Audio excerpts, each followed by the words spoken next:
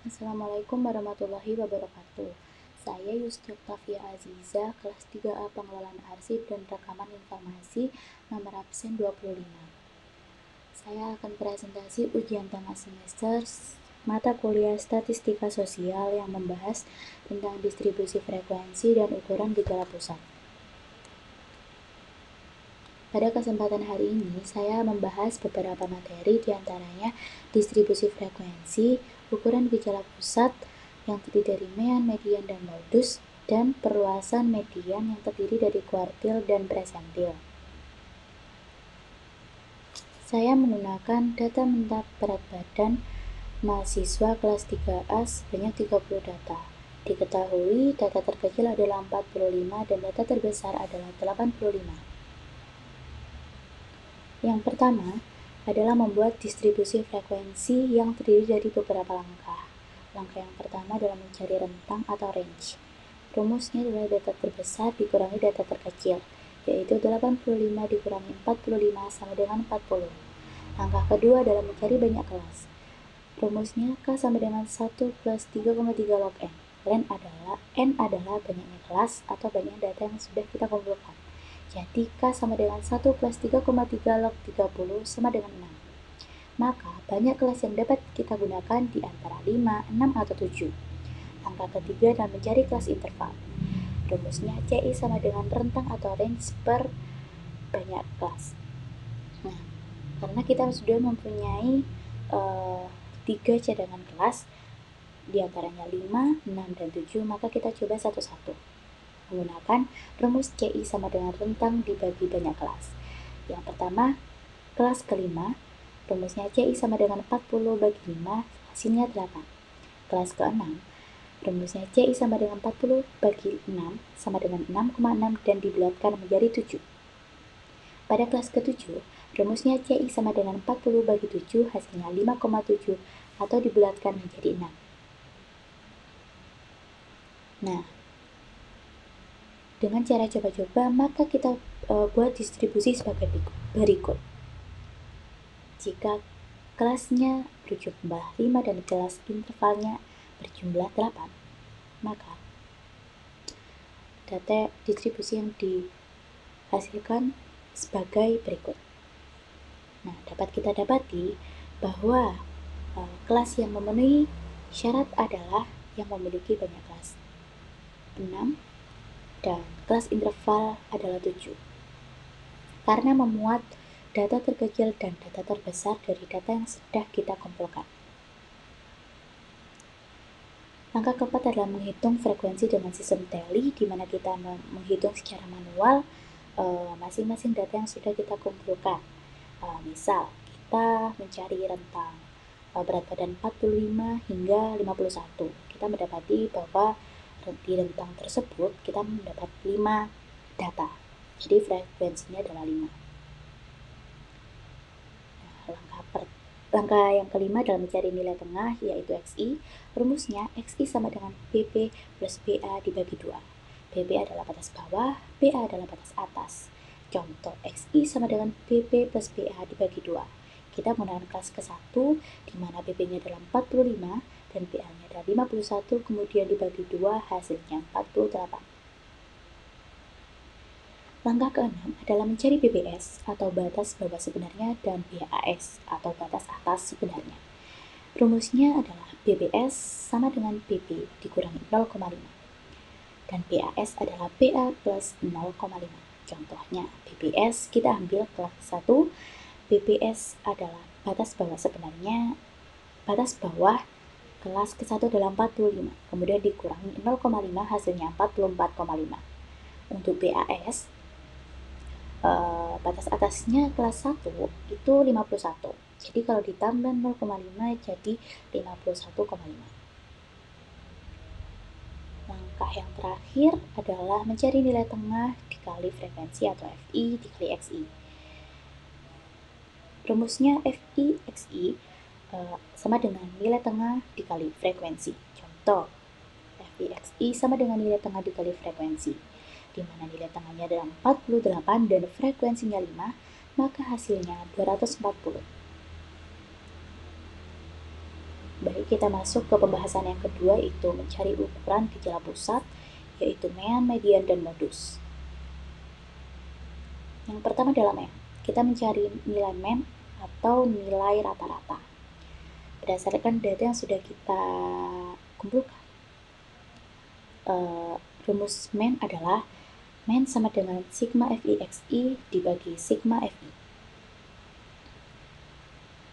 Nah, karena sigma ini adalah penjumlahan, maka kita dapati adalah 1592 dan FI adalah banyaknya data yang sudah kita kumpulkan sebanyak 30. Maka 1592 dibagi 30 adalah 53,6 dan dibulatkan menjadi 54. Kemudian median atau nilai tengah. Nah, pada median ini kita juga terdiri dari beberapa langkah. Langkah yang pertama adalah memasukkan rumus, yaitu median sama dengan setengah N. N adalah jumlah data yang kita punya. Jadi, median sama dengan setengah kali 30. Hasilnya 15. Langkah kedua, menentukan BPS, CI, FCOM, dan FMAT. Di mana BPS adalah batas bawah sebenarnya, CI adalah kelas interval, FCOM adalah frekuensi sebelum kelas median, dan FMAT adalah frekuensi setelah kelas median. Jadi kelas median kita berada di kelas ketiga, yaitu 59 sampai 65, di mana BPS-nya menjadi 58,5. CI-nya atau kelas intervalnya adalah 7. Kemudian FQ-nya adalah 10. Nah, 10 itu didapatkan dari ini. Nah, 5 tambah 5 adalah 10, 10 tambah 5 adalah 15. Karena kelas kita 15, maka kita tentukan kelas mediannya adalah di kelas ketiga. Nah, sebelum kelas ketiga, frekuensi jika dijumlahkan menjadi 10, maka FCOM-nya adalah 10. Kemudian FMAT-nya, frekuensi di mana kelas median itu berada. Jadi, kita sudah menentukan bahwa frekuensi kelas median, ada berada di kelas ketiga, maka frekuensinya adalah 5. Nah, langkah ketiga adalah memasukkan ke dalam rumus, di mana rumusnya adalah median sama dengan BPS plus CI dikali setengah N dikurangi FCOM dibagi FMAT. Nah, diketahui kelas median berada di kelas ketiga, maka 59 sampai 65. Kemudian BPS-nya adalah 58,5, CI-nya 7, FCOM-nya 10, dan FMAT-nya 5. Nah, kita masukkan ke dalam rumus. Jadi, median sama dengan BPS adalah 58,5, CI-nya 7, setengah N adalah setengah dikali banyaknya data yang sudah kita punya dikurangi FCOM, yaitu 10, dibagi FMAT, yaitu 5. Maka kita mendapatkan hasil yaitu 65. Dan benar saja bahwa hasil yang sudah kita dapatkan itu berada di kelas ketiga, yaitu kelas median. Yang terakhir adalah kita mencari modus atau nilai paling sering muncul. Nah, sama seperti median, kita melalui beberapa langkah. Langkah yang pertama adalah mencari kelas modus. Nah, di sini kelas modus tidak menggunakan rumus ya, karena kelas modus ini diperoleh dari nilai frekuensi yang tertinggi. Nah, kita punya frekuensi yang tertinggi adalah 8. Oleh karena itu, kelas modus kita tentukan di kelas terakhir atau kelas ke-6, yaitu 80 sampai 86. Nah, langkah kedua, kita menentukan DI dan D2. DI adalah selisih frekuensi kelas modus dengan frekuensi kelas sebelumnya, sedangkan D2 selisih frekuensi kelas modus dengan frekuensi kelas setelahnya. Jadi, DI sama dengan 8 per dikurangi 5 sama dengan 3, sedangkan D2 sama dengan 8 dikurangi 0, yaitu selisih setelahnya. Karena sudah frekuensi yang terakhir, maka dikurangi 0, maka hasilnya tetap 8. Nah, langkah ketiga memasukkan ke dalam rumus, yaitu yang rumusnya modus sama dengan BPS plus CI dikali D1 dibagi D1 plus D2. Nah, diketahui kelas modusnya berada di frekuensi yang ke-8, yaitu kelas ke-6. yaitu 80 sampai 86. BPS-nya menjadi 79,5, CI-nya 7, DI-nya 3, D2-nya 8. Nah, kita masukkan ke dalam rumus di mana modus sama dengan BPS-nya 79,5, CI-nya 7 dikali D1-nya 3 dibagi D1-nya 3 plus D2 yaitu 8. Kita dapati hasilnya 81,4. Maka benar saja bahwa hasil yang sudah kita dapatkan itu merupakan dan berada di kelas modus yang sudah kita tentukan. Kita masuk pada pembahasan yang terakhir, yaitu perluasan median, di mana kita mencari kuartil, desil, dan persentil. Nah, yang pertama kita mencari kuartil. Apa sih kuartil itu? Kuartil adalah suatu bilangan yang membagi deretan bilangan menjadi 4. Nah, rumusnya di sini kita melalui beberapa langkah. Langkah yang pertama kita mencari letak kuartil. Rumusnya adalah KI sama dengan IN per 4. Nah, KI itu apa? KI adalah kelas kuartil yang ingin kita cari. Kita mencari kelas kuartil ketiga. Maka rumusnya adalah K3 sama dengan IN adalah 3, I adalah kelas kuartil yang kita cari, sedangkan N adalah banyaknya data yang sudah kita punya.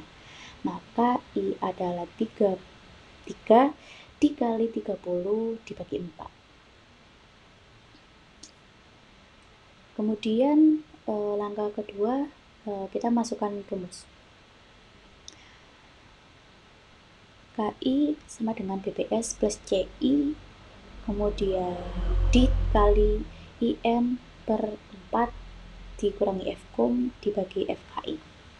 Nah, di sini BPS merupakan batas bawah sebenarnya kelas kuartil, CI kelas interval, Fkum frekuensi kumulatif, dan FKI frekuensi kelas kuartil yang dicari. Jadi kita masukkan ke dalam rumus bahwa K3 adalah KI, K3 kita mencari K ketiga, kuartil ketiga sama dengan BPS-nya 72,5 plus 7 dikali 22 dikurangi 17 dibagi 5. Maka kita dapati 79,5 atau dibulatkan menjadi 79. Nah, bagaimana kita bisa tahu bahwa kuartil ketiga itu berada di sini? Kelas kuartilnya itu tadi di rumus yang pertama, yaitu KI sama dengan IN bagi 4. Nah, KI itu I-nya adalah kelas kuartil yang ingin kita cari, kemudian N adalah banyaknya data yang sudah kita punya. Maka menjadi K3 sama dengan IN bagi 4 sama dengan 3 kali 30 dibagi 4 sama dengan 90 dibagi 4, hasilnya 22,5. Nah, 22,5 ini kita cari lagi dari frekuensinya. 5 tambah 5, 10 tambah 5, 15 tambah 2, 17 tambah 5, 22. Maka kita dapati bahwa kelas kuartilnya berada di kelas kelima. Nah, oleh karena itu kita BPS-nya menentukan itu yang 73 sampai 79. 73 ini jika dikurangi 0,5 menjadi 72,5. Artinya 75% dari 30 mahasiswa memiliki berat badan maksimal 79 kg, sedangkan 25% dari 30 mahasiswa memiliki berat badan minimal 79 kg. Yang kedua adalah presentil. Nah, kenapa kita tidak mencari desil? Karena kita tidak disuruh. Nah, kita mencari presentil adalah suatu bilangan yang membagi deretan data sebanyak 100. Nah, di sini kita juga melalui beberapa langkah. Langkah yang pertama kita menentukan letak presentil terlebih dahulu dengan rumus letak PI sama dengan IN dibagi 100. Kita dapati bahwa letak P25. Kenapa 25? Karena kita mencari letak presentil ke-25 sama dengan IN 25 dikali 30 dibagi 100 sama dengan 750 dibagi 100 hasilnya 7,5 dan dibulatkan menjadi 7. Nah, 7 ini jika kita cari dari frekuensinya 5 tambah 5, 10, maka maksimal frekuensi tersebut berada di kelas kedua, yaitu 52 sampai 58. Nah, langkah kedua kita masukkan ke dalam rumus. Rumusnya adalah P25 sama dengan BBS plus CI dikali I. IN dibagi 100 dikurangi Fkum dibagi FKI. Nah, di sini BBS sama, yaitu batas bawah sebenarnya kelas kuartil, CI merupakan kelas interval, Fkum merupakan frekuensi kumulatif sebelum kelas kuartil, dan FKI adalah frekuensi kelas kuartil yang dicari. Maka pada rumus tersebut dimasukkan BBS-nya 51,5, CI-nya 7 dikali 7 kurangi 10 dikurangi 5 dibagi 100, maka kita dapatin hasil yaitu 58,5 dan dibulatkan menjadi 58. Benar saja bahwa presentil ke-25 terletak pada kelas kedua. Nah, sekian penjelasan dari saya. Terima kasih. Wassalamualaikum warahmatullahi wabarakatuh.